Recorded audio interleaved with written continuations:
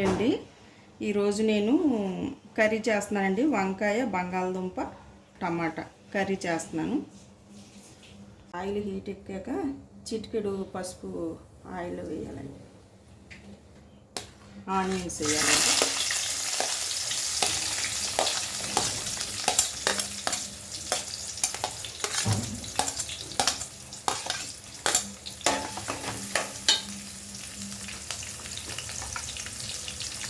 Onions తొందరగా వేగడానికి కొద్దిగా salt,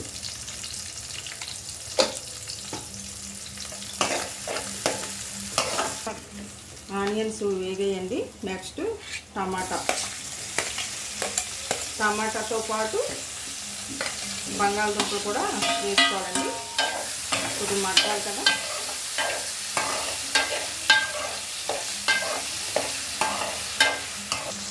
కొద్దిగా బంగాళదుంప మగ్గడానికి కొద్దిగా సాల్ట్ వేసుకోవాలండి. స్టార్టింగ్ కొద్దిగా వేసాం కాబట్టి ఇప్పుడు కొద్దిగా చూడండి. బంగాళదుంపన టమాటా మగ్గింది కాబట్టి మనం ఇప్పుడు వంకాయ కట్ చేసి వేసుకోవాలండి. సాల్ట్ వాటర్లో వంకాయలు కట్ చేసి వేసి పెట్టుకున్నాం. ఇవి కాస్త మగ్గాలండి, వంకాయలు కూడా మగ్గాలి.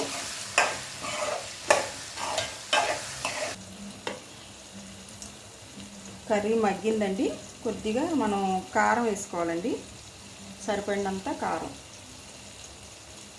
నేనైతే కారం తక్కువగానే వేసుకుంటానండి.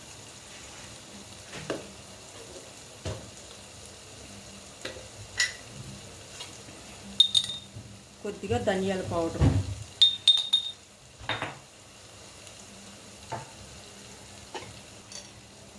కొద్దిగా గరం మసాలా పౌడర్,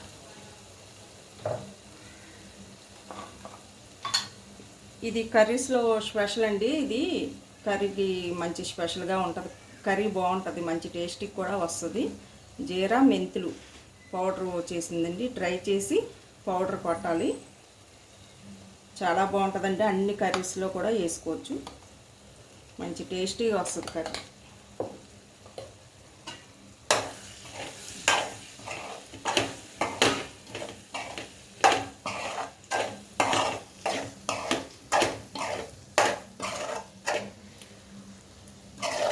ఇప్పుడు మనం వాటర్ పోసుకొని కూర మగ్గించుకోవాలండి. నేను అంటే పచ్చిమిర్చి వేస్తాం కదండి, అది బాగా మగ్గిపోయిన తర్వాత నేను పక్కకి తీసేస్తానండి. పచ్చిమిర్చి తీసి పక్కన పెట్టేస్తాను. ఇంకా అది ఉంచనండి, ఎందుకంటే కారం దానికి పట్టేస్తుంది కాబట్టి. పచ్చిమిర్చిది పిల్లలు కూడా ఇష్టంగా తింటారు కదండి పచ్చిమిర్చి. ఇప్పుడు మనం వాటర్ వేసుకోవాలండి కర్రీలో.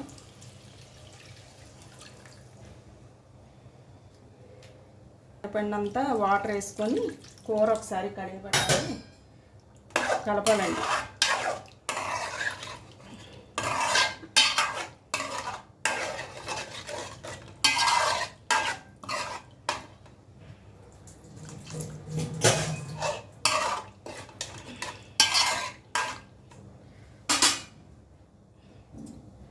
మరలా నేను ఒకసారి వాటర్ వేసాక కర్రీలో ఒకసారి మళ్ళీ జీరా పౌడర్ ఉంది కదండి, చెప్పాను కదా, జీరా పౌడరు కొద్దిగా పైన చల్లుకొని మూత పెట్టేయడండి.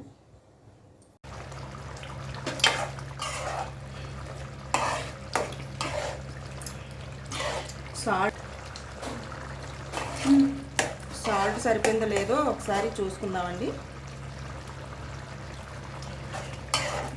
నాకైతే సరిపోలేదండి, కొద్దిగా సాల్ట్ వేసుకుంటున్నాను.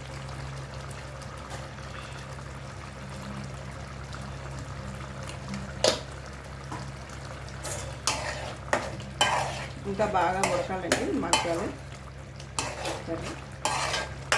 కర్రీ పూర్తయ్యాక మీకు చూపిస్తానండి. చూడండి, కర్రీ దగ్గర పడింది, ఆల్మోస్ట్ అయిపోయినట్టే. ఎంత బాగుందో చూడండి. టేస్టీ కూడా సూపర్గా ఉంటుందండి. నేను చెప్పినట్టుగా మీరు చేసుకుంటే.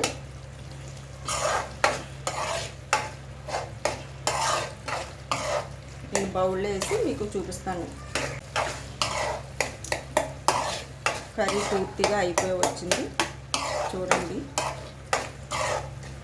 బౌల్లోకి వేస్తాను. ఇదిగోండి కర్రీ ఎలా వచ్చింది చూడండి. సో చూసారు కదండి ఈ వీడియో.